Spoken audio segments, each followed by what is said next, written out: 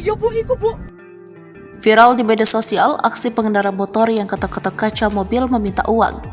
Tetapi kini aksi modus pemotor tersebut bikin warga resah. Lewat salah satu akun merekam aktivitas pengendara motor dan pengunggah di TikTok. Pengunggah menuliskan bahwa peristiwa tersebut dialami di daerah Jabur Andayani.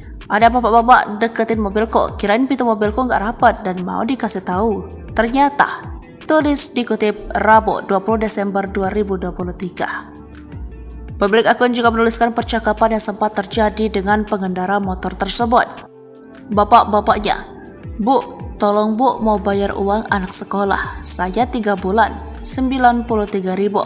Rumah saya di Benawo." Sambil akting nangis tapi nggak ada air matanya, tulis akun tersebut.